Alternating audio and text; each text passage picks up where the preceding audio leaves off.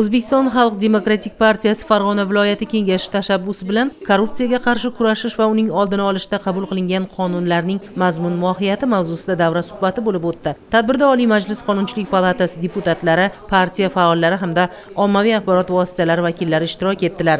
Davra suhbatida avvalo mamlakatimizda korrupsiyaga qarshi kurashish va uning oldini olishga qaratilgan davlat siyosati, bu yo'nalishda amaldagi qonunlarga o'zgartirish va qo'shimchalar kiritilayotgani to'g'risida atroflicha so'z yuritildi. Xalq demokratik partiyasi fraksiyasi tomonidan jamoatchilik kengashi bilan birgalikda mana shu maishiy korrupsiyalarning oldini olish, umuman har bir sohada korrupsiyalarning oldini olish bo'yicha o'rganishlar olib borish, shu fuqarolar bilan suhbatlashib, mana shu har bir kichik bo'lsa-da shu maishiy korrupsiyani oldini olish bo'yicha takliflarda ishlab chiqish yuzasidan bugun davra suhbati o'tkazildi. Ma'ruzachilar tomonidan mazkur qonunlarning jamiyat hayotidagi ahamiyati, ularning ijtimoiy adolat, qonun ustuvorligi va fuqarolarning davlatga ishonchini mustahkamlashda tutgan o'rni atroflicha yoritib berildi.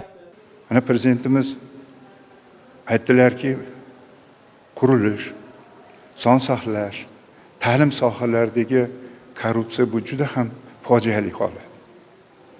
Va bular bilan kurashish faqatgina huquq-tartibot idoralarining ishi emas. Buni albatta keng jamoatchilik bilan ko'tarilish kerak bu masala.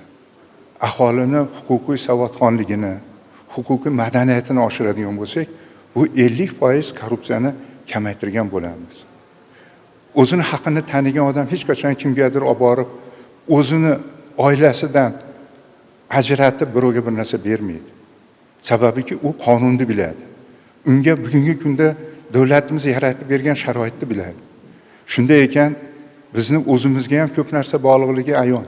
Ishtirokchilar tomonidan aholi o'rtasida huquqiy madaniyatni oshirish, korrupsiyaga murosasiz munosabatni shakllantirish, ochiqlik va shaffoflikni ta'minlashga qaratilgan qator amaliy taklif va mulohazalar bildirildi. Tadbir yakunida korrupsiyaga qarshi kurashishda tizimli yondashuvni ta'minlash, yoshlarning huquqiy savodxonligini oshirish, davlat va jamoat tashkilotlari o'rtasida samarali hamkorlikni yo'lga qo'yish kabi yo'nalishlar bo'yicha vazifalar belgilab olindi.